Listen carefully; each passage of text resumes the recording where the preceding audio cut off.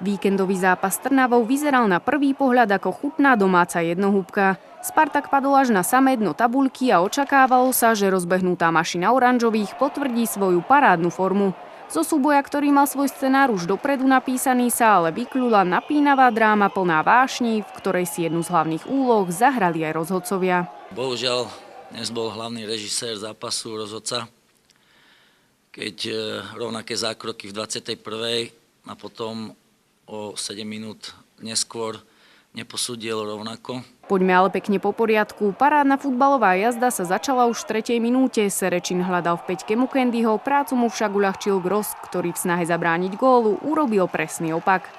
Zlom vo výborne rozbehnutom zápase prišiel v 20. minúte. Stožický si zbehol až za obranu a v stíhacej jazde išiel po maslovom zákroku k zemi.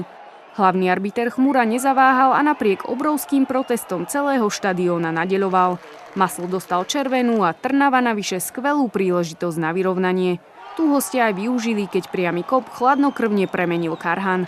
Takmer identická situácia sa ale o 7 minút zopakovala aj na opačnej strane a práve to bol dôvod, prečo sa domáci po zápase čertili. Ružomberok za záchranu brzdu na Mukendyho síce dostal 11, ale previnilec Koupský iba žlté napomenutie. Ja si myslím, že by to bol dobrý futbal, keby hráme 11 na 11, ale jasne tým vylúčením by sme sa museli stiahnuť, lebo keby to otvoríme, tak by sme dostali 3. Škoda toho vylúčenia, ja si myslím, že by nemuselo byť, a keď malo byť, tak potom aj na druhej strane po tej penálte, keď nemala byť žltá, ale červená. Trnavskému gólmanovi nedal žiadnu šancu kapitán Ďubek a Ruža bola opäť vo vedení. Hostia ale zbranie nezložili, až im to napokon v 39. minúte vyšlo. Nikoličov prvý pokus ešte z ich vyrazil, lenže na dorážku už nemal nárok. V druhom polčase sa Spartak usadil na ružomberskej polovici a svoju početnú výhodu sa snažil využiť. No kým si stihol vypracovať šancu, ktorá by sa dostala až do brány, naspäť už boli aj domáci. V 68. minúte to najprv po Mukendyho výskoku na štadióne len tak zahúčalo a po Karhanovom brvne na druhej strane naopak stíchlo.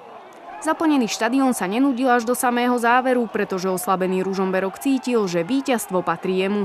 A takto na trnavského gólmana skúšali hráči zo všetkých možných úhlov a pozícií, pričom asi najviac sa dnu pýtala táto Mukendyho hlavička.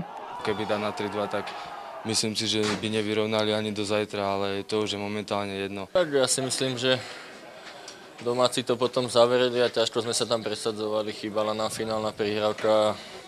V podstate, keď sme aj nejakú pološancu mali, tak sme to nevyužili. S pribúdajúcim koncom však nenarastal iba tlak na bránu a tak sa v 89.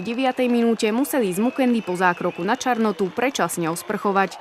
Strhujúci zápas sa napokon skončil remízou 2-2. S deľbou bodov nebola spokojná ani jedna strana, no domáci mali navyše ťažké srdce na arbitrov. Výkony rozhodcovskej trojice na čele s hlavným Chmurom rozvášnili aj tribúny, ktoré to po zápase dali patrične najavo. Keď to vezmem tak, že sme hrali o jedného menej potom ku koncu o 2, aj keď neviem, koľko sa to hralo presne, tak mali by sme byť spokojní, ale ja osobne nie som spokojný, lebo mali sme šance na to, aby sme dali ten tretí gól a aby sme ten zápas zvládli. Hráte 60 minút do jedného viacej, musíte taký zápas vyhrať, to je jednoznačné, takže určite, že sme sklamaní. Myslím si, že svojim hráčom nemám čo vyčítať aj napriek tomu, že hrali 70 minút o jedného menej. Keby bol počet hráčov vyrovnaný na ihrisku, som presvedčený, že dnešný zápas zvládneme a vyhráme. Remízové sklamanie musia ružomberskí futbalisti čo najrýchlejšie hodiť za hlavu. Už tento útorok 28. augusta sa totiž na domácom štadióne pobijú s Rimavskou Sobotou o postup do ďalšieho kola v Slovnaft Cupe.